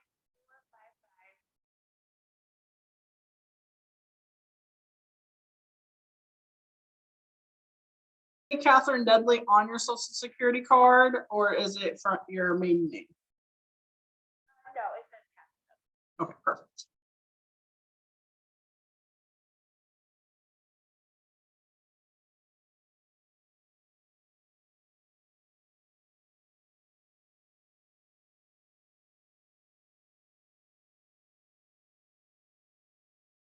And you're just having the one baby, right? You're not twins or anything?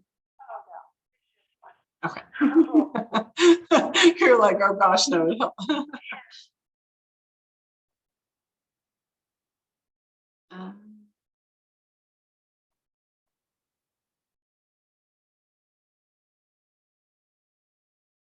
Oh, she had the wrong income in here too. So I got that switched.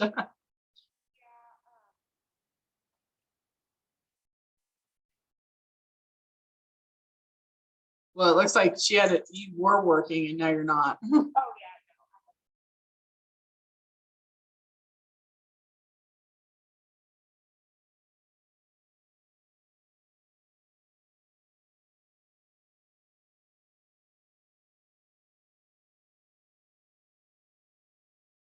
yeah. And remind me, are you currently enrolled in the health insurance and it ends at the month, or has it already ended? No, it is at the end of this month. Okay.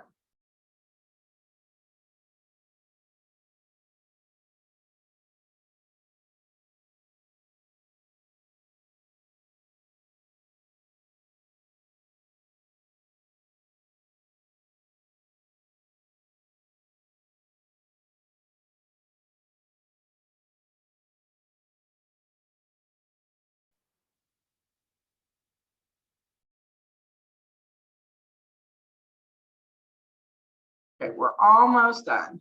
Now, you've started to receive a series of emails, usually anywhere from 3 to 5. They look like there's still something to be done. Don't stress over them. They're actually delayed emails, and we've already taken care of that by the time you've gotten it. Okay. And then you guys do have to file a joint tax return. And then they will, if your income changes in any way, please let me know ASAP, because we need to update your plan. Since this is income based, it can change with the amount of money you're making. So if you're making more, your rate will go up a little bit. If you're making less, then your rate will go down. So we need to stay on top of that income for you. So if it ever changes, just let us know. Exactly. Okay. Definitely let me know if you go back to work, because that's going to change it a lot. Okay. And then if you don't report your changes to me, it will reconcile on your taxes, and you may end up either with a really big credit or a really big balance if you didn't let me know. So we got to stay on top of that. Okay.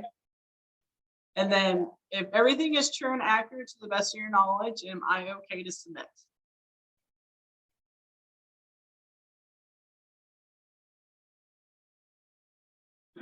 We try to make it easy. Yeah. We do this all day long, every day. So You guys can, I mean, it's not just, you guys can help a lot of people. I mean, like. oh yeah, so we specialize in Medicare, individual and family health insurance. We can do some group insurance. We do some life insurance. You name it. If it's about the person, we take care of it.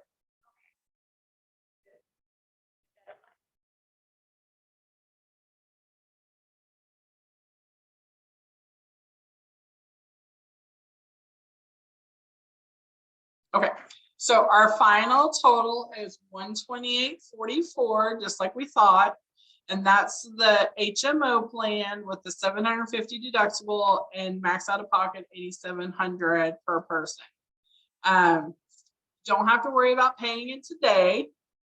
And if we do need to update it or anything like that, after you talk tonight, just let me know. And I've also, in those emails I'm sending over, is the copy of the plan, so you guys can go over it and the pricing and everything. And I'm also going to send over that dental plan we discussed, and that you can actually get on any time. If you decide down the road, maybe you don't need it today, but down the road you do, we can always add it.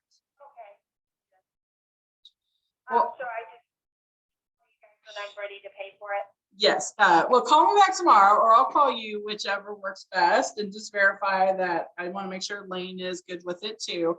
And then and we'll just verify then. And then we just got to get payment before the end of the month to have your 10/1 effective date. All right. Well, then I'll just talk to them tonight. I might go there for lunch with them. I can talk to them. He thinks he'll buy it. He's a boy. Well, and you are pregnant, so you do need health Yeah, care. right. All right. Well, perfect, sweetie. Let me give you my number. I know it showed up. And you'll get some mail from us too with all our information. But my number here at the office is 254-918-5444. And you already have my email in your email system. So if you just want to email me, that's fine too. Awesome. Well, I guess you answered all my questions. Okay. Well, thank you so much. I really appreciate it. No problem. If you do think of another question, don't hesitate to call or email me. Yeah, thank you again. Thank you, Catherine. Right off my head. Perfect. Thank you.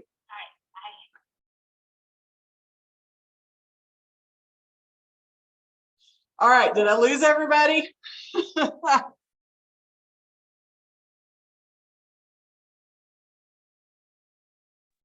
Nope, we're here. Okay, perfect. Okay, so that is an application, literally from start to finish. It's pretty much that simple. It's not hard.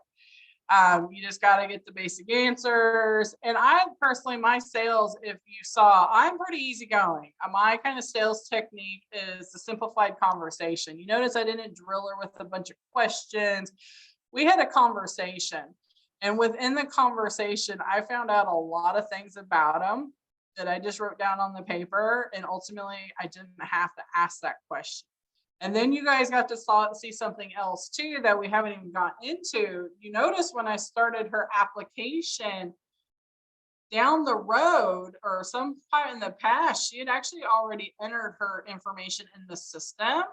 So I literally pulled that old application that was never processed. I made the edits that needed to be edited and then submitted it. When you can do that, it'll save you so much time if they have an app in the system. So don't be afraid to grab an old app that was never processed, because all their information's there. And when you got somebody on the phone, she was super nice, but sometimes they're not. You know, they may be a little more hesitant giving you some of this information. Well, if you've got it right there and you can read it back, like, hey, I see Lane's social ends in 6617. Is that right? They're going to be like, just like her. She's like, oh, wow. Yeah. I mean, that also instantly gives you credibility. Like, you really must do this because you just accessed all my information. So utilize those apps when you see them pop up like that. It'll save you a lot of time on just typing in stuff. And then you just want to verify the information and make it correct. So now you can see them in my system. Lane and his information, Catherine and her information, their email, their phone number. You can see on my MPNs tagged on it. You can see the plan we put them on, the pending payment. Now notice they're not asking for any documents. They're not asking for proof of income. They're not asking for proof of immigration. That's a good sign that they do their taxes, and what they told me is pretty accurate. And then down here, we have our enrollment eligibility, but see what also populated on this application? Look at the second one. We don't have the plan name, but look at some point they did have a plan, because we got a 1095A in here, which is what they need when they file their taxes. So when you get to the point that they need a 1095-A to file their taxes. That shows how much subsidies they had and how much insurance cost was. And then they can take that to their tax person, or if they do it themselves on like TurboTax, the numbers are there. They just populate it into the form on TurboTax. No, I did not, and I generally never do. I flipped through the plans quickly before I asked that, Ronald, if you noticed. And she told me a couple of key things. I mean, we found out right off the bat she's pregnant, right? So don't necessarily go to the cheapest plan, especially right now, because she's in SEP. So we're looking at a plan, for right now. And then her pregnancy isn't until next year. So it's not like she's going to hit that max out of pocket this year. So this year, her focus is going to be doctor visits, ultrasounds, which are all going to be a copay situation, or a lot of copay situation in that plan. Yes, I generally take first payment, Carol. If you notice right here under the plan, it says pay premium right next to change plan and cancel plan. So be careful, make sure you hit the right button. But I can take their first payment. We can only take their first payment, FYI. You cannot take any subsequent payments. Now, you can set up an auto draft for them when you take their first payment if they want to set up auto draft, but we can only take their first payment. And I just, like I told her, she still needs to talk to her husband, but I didn't want her to get off the phone and forget. I wanted to get something in here. We got her information. She's pregnant. She's going to get this insurance. Now, she's already bought it. She knows that. So her conversation tonight with that husband is like, hey, babe, I found this insurance. And then she got it for a great price. They need it. She's pregnant. He's going to be happy. And ultimately, if he's not, or thinks, hey, I think we should have got the other plan, we can still change it because it's not a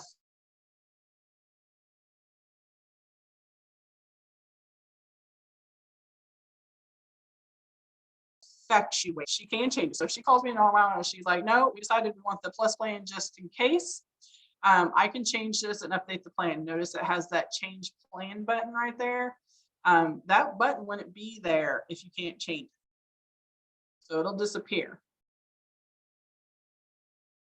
Yes, you can schedule auto payments, I think pretty much for all plans, Jeannie.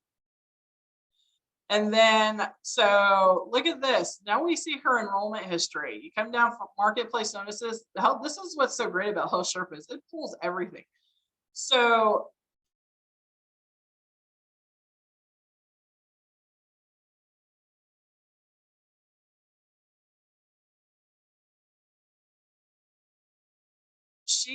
from the sounds of it. So they dropped this plan and then now he doesn't have it. So now they have to pick it back up. And then down here, you can put notes. I'll put, she is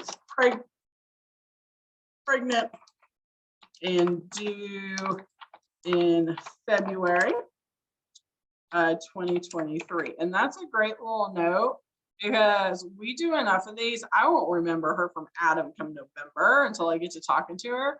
But with that note in here, when I'm in this policy renewing her for next year and re-going over everything, I'll remember she's pregnant. I don't have to ask that. So I'll know instantly, hey, Catherine, how's the pregnancy going? Are you feeling okay? And that rapport, we're friends now. I'm not just an insurance agent. I'm not just a voice over the phone. We are friends now. I want to know that your pregnancy is doing well and things like that. And that's also how you keep them on the books. That's that retention stuff. That actually took a little longer than I anticipated because we're almost to the top and I wanted to go into some other quoting. So I'm going to jump out of this unless you have any questions specifically on this application we just did together. How do I know if the plans require referrals? All plans require referrals if it's an HMO on ACA. EPOs do not require referrals. Remember that was day one. I went over that. And that's why we have recorded it and you can watch it. So if you need to go back and watch that, HMOs always need a referral. EPOs do not need a referral, but they do absolutely have to stay in network. It's not like Medicare where it varies from carrier to carrier. It's cut and dry. If it's an HMO, it needs a referral. If it's an EPO, it does not. Okay. So I want to go back into, since you guys kind of saw a piece of it, I want to go back into the start application thing. Because I was in the quote and then I hit add to cart, then start application. So it took me here. But at the top of the screen, you notice there's a button where you can go straight to here. So say you've taken down all of somebody's information and you're in the middle of open enrollment and you've got this memorized to what you need. You just take down the information and you got a stack of apps now to write at the end of the day. You can go in here and just hit start application and start inputting. You can just put their name in here. Anybody want to be my guinea pig? I put your name in here and see if I can pull it. Yep. I got any volunteers? For this part, I just need your first name, last name, birthday, and state. How did I get there again? Sure. So go back to the dashboard. I'm on my dashboard. And right at the very top, we have start application, search marketplace, and quote. So I will start an application. Okay, Melissa said I can use her. So now let's see, Melissa is a client slash agent. So she's going to pull up. You're going to see her pull up just like that girl did. But let's say we don't know that, right? We're just starting an application. And but here's the ironic thing.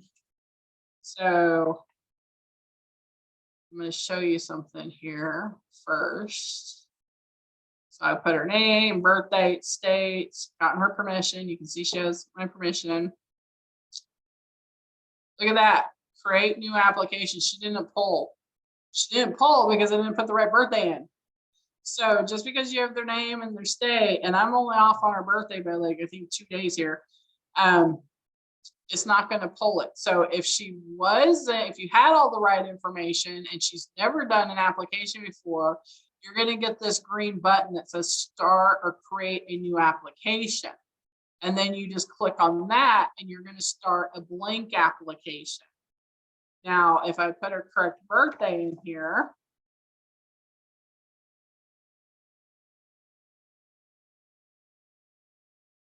crap, did I forget your birthday, Melissa? Which birthday? 3, 7.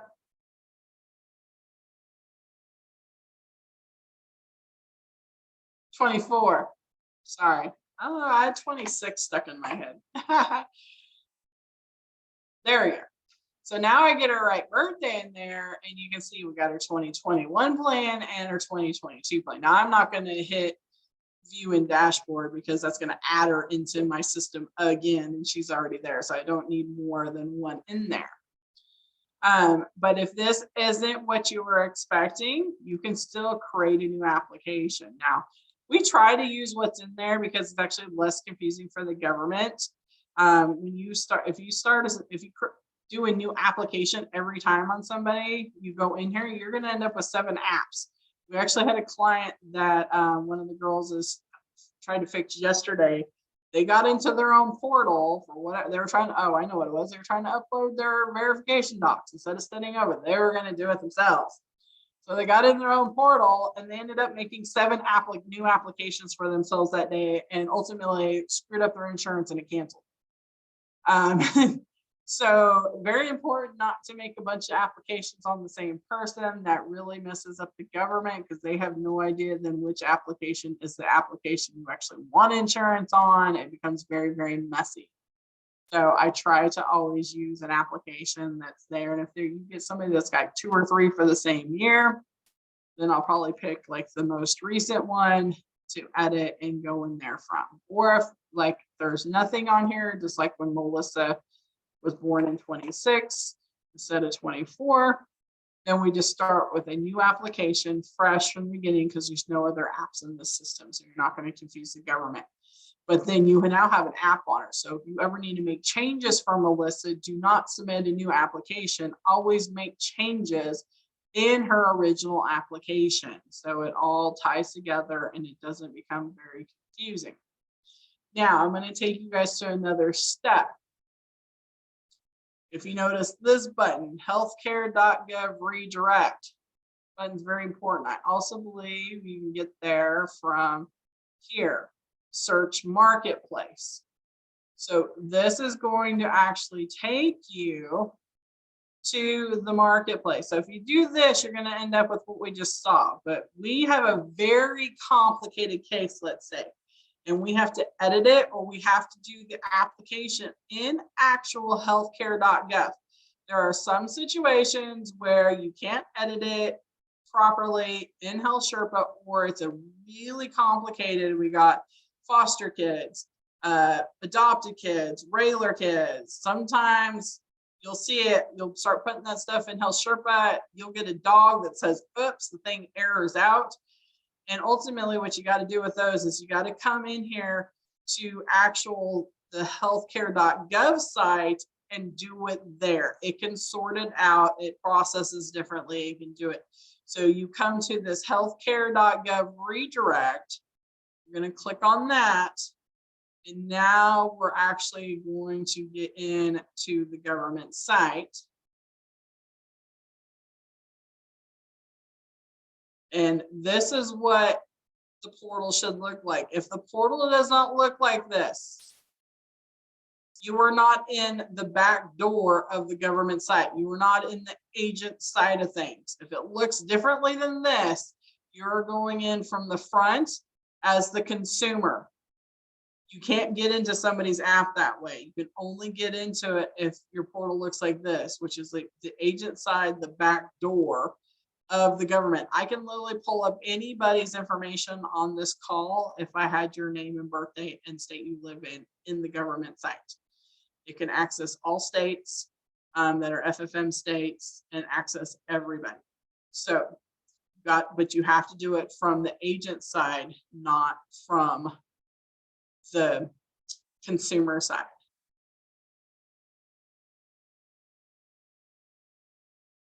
Now we've logged in, and welcome agents and brokers, search for an application. Looks very similar, yes, except now we can specifically search for any year. You need to, for whatever reason, if you need to go pull somebody's app from 2016, you can do that on here. I don't know why you would, but you could. So we're gonna look, just use Melissa again as a guinea pig since she volunteered herself.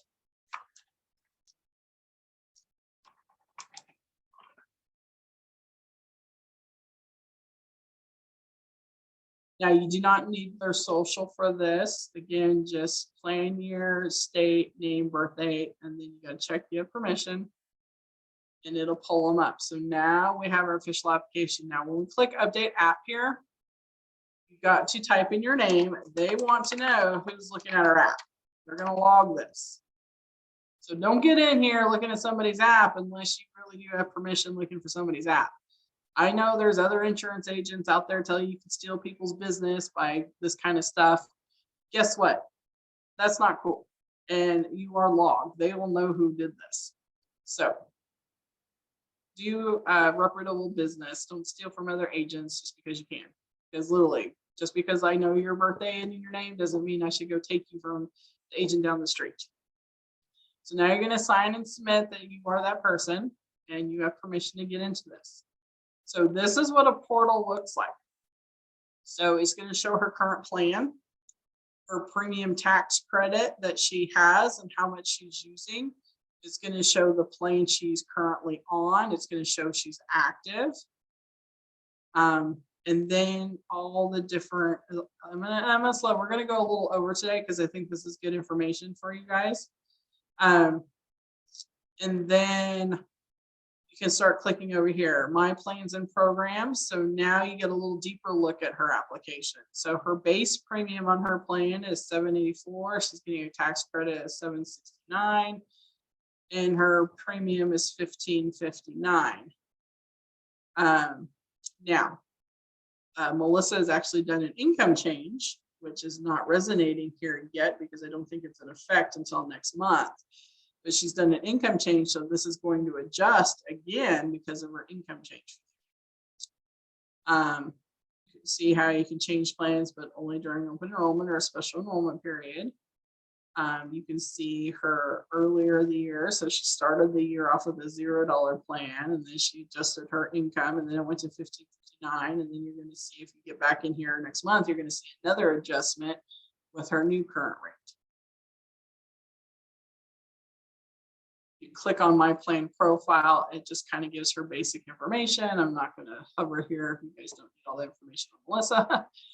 And then this is her eligibility results. So you can tell she's eligible to buy. At the time when we did this, to buy a marketplace plan, she's eligible for the tax credit of $769. She's eligible for cost share reduction on silver plans. And if you want to view that eligibility, you can click here and read through it. This is grayed out because we have not changed anything. We're not submitting anything at this time. If you want full Medicaid verification, we never do this because it gets sent automatically for kids, and adults in Texas can't get it unless they're disabled or a senior. So this is something we don't do in Texas. But if you absolutely, for some reason, wanted to send her, anyways, you could. It tells you what to do if you think the results are wrong, how to file an appeal. And for some reason, if you want to register her to vote, you could do that here too. Melissa, do you want to register to vote?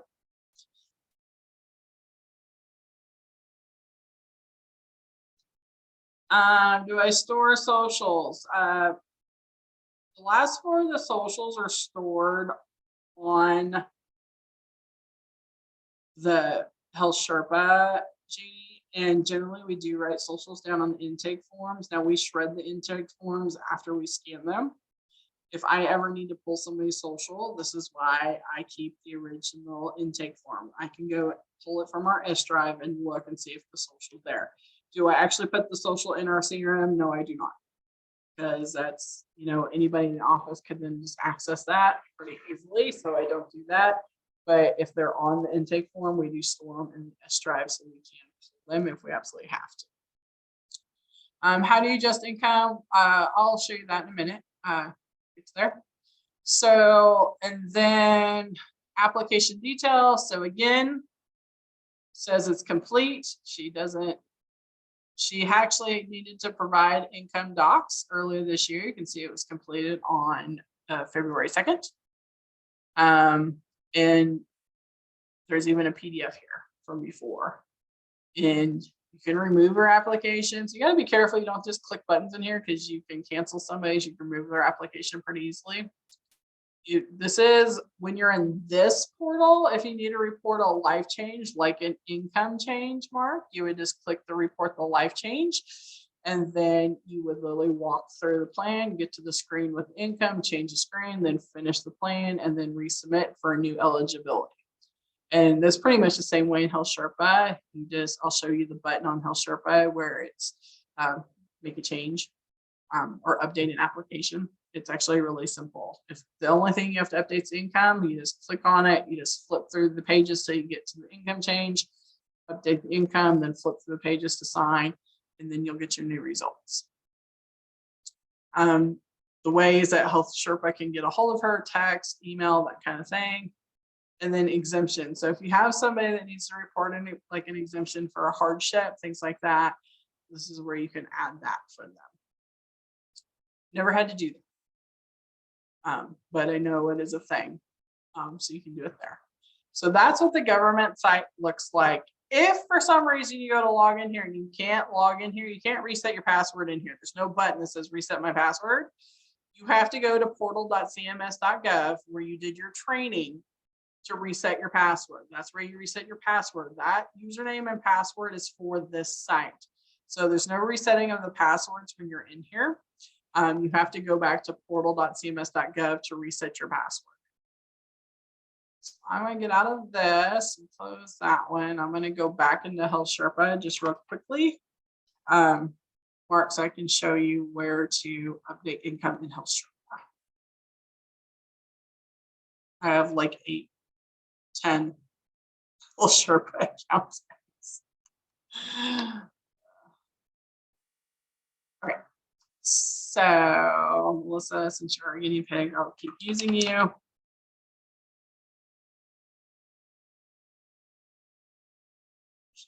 sure.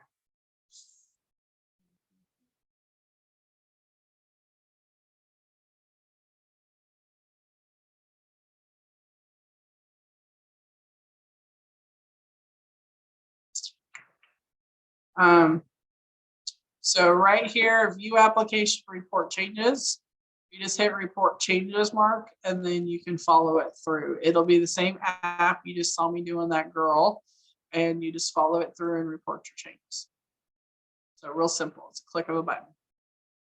You notice on Melissa here, the only button she has is cancel plan. She can't change a plan. She can't make a payment. So these buttons come and go accordingly to the person. And you can see her history here.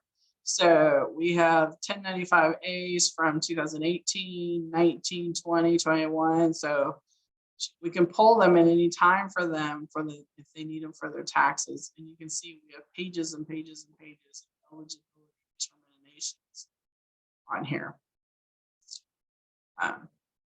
And we have our notes, it says timestamps.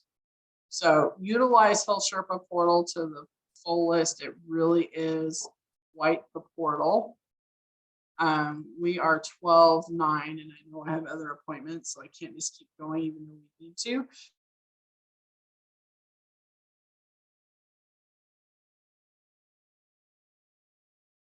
But good news is, how was today? How'd you guys like that live enrollment?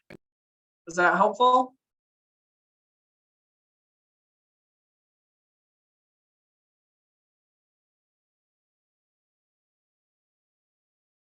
Perfect.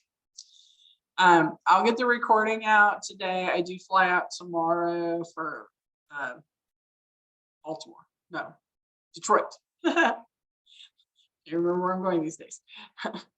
But I'll get that out hopefully today before I leave, so you guys will have it.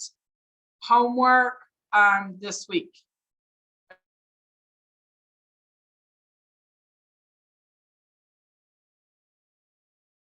I really, at this point, if you haven't ever done one, quote yourself. Heck, if you qualify for insurance, enroll yourself if you can. If you got some leads or friends, you can look at it, do it, play with it, get familiar with it. You're going to learn more doing, honestly, than I can ever teach you, because that's when questions will arise. And then we can answer more questions as we go along. So your homework for this week until we get into next week, where we're going to get into more complicated cases, we're going to get into immigration, we're going to get into American Indian, and then we're also going to get into marketing, is to really just get really familiar with your portal. Go into healthcare.gov and play with that on yourself. You know, make sure you know how to get in and out of apps, get in and out of the marketplace, get in and out. Believe me, that takes time, and until you have a handle on that, it can get very confusing and very frustrating, especially when you time yourself out and you have to adjust your password every 5 minutes. It happens. I've been there. But get familiar with the process. Any final questions on today?